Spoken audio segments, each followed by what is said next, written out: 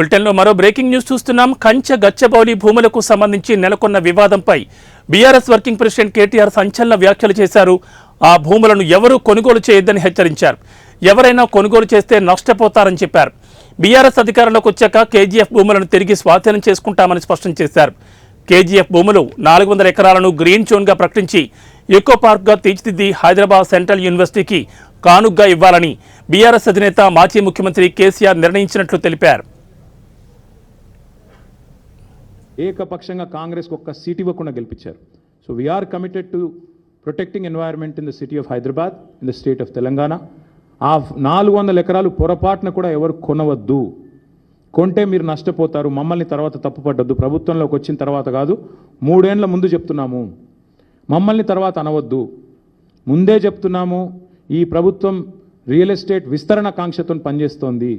మేము మాత్రం భవిష్యత్ తరాల కోసం ఆలోచిస్తున్నాము. A politician thinks about next election, a statesmen thinks about next generation.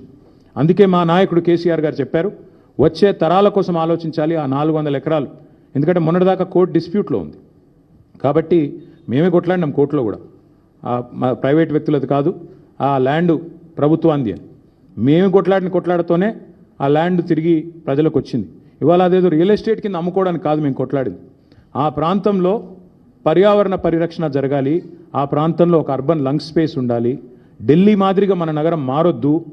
ఢిల్లీలో ఎట్లయితే ఎయిర్ క్వాలిటీ దెబ్బతిని ఇవాళ మాస్కులు వేసుకొని తిరిగే పరిస్థితి వచ్చిందో, ఎయిర్ క్వాలిటీ డేంజరస్ లెవెల్స్గా ఉంది అని చెప్పి ఇవాళ వివిధ దేశాలు అక్కడి ప్రజలు ఎవరైతే ఉన్నారో వారికి చెప్పే పరిస్థితి వచ్చిందో, ఆ పరిస్థితి హైదరాబాద్కి రాకూడదు. భవిష్యత్ తరాలు బాగుండాలి అంటే, మన పిల్లలు బాగుండాలి అంటే, so we are committed and we are committing to making sure this 400 acres of Kanche Gachibowli land will be converted into an eco park, and we are requesting all the people who are interested in coming and joining with us. మా శ్రీనివాస్ యాదవ్ గారు ఇందాకనే నాతో అన్నారు, అన్న పిల్లలు ఆందోళన చేస్తున్నారు, మనం వెళ్ళాలి అన్నారు. ఎస్, మేము కూడా పోవాలని ఆలోచించినాం. కానీ దుర్మార్గులు కాంగ్రెస్ వాళ్ళు మేము ఆడ అడుగు పెట్టంగానే ఇది మొత్తం బీఆర్ఎస్ వాళ్ళే నడిపిస్తున్నారు అని పనికిమాలిన మాటలు మాట్లాడతారు. అందుకే కొద్దిగా దూరంగా ఉన్నాం. But I think the time has come. మేము కూడా ఇప్పుడు ప్రభుత్వం కనుక వెనక్కి తగ్గపోతే మేము కూడా పిలుపునిస్తాం. మొత్తం హైదరాబాద్ ప్రజలతో పాటు మా ప్రజాప్రతినిధులందరం కూడా we will March to HCU. వదిలిపెట్టం. ప్రభుత్వం వెనక్కి తగ్గాల్సిందే, తగ్గకపోతే వదిలిపెట్టం.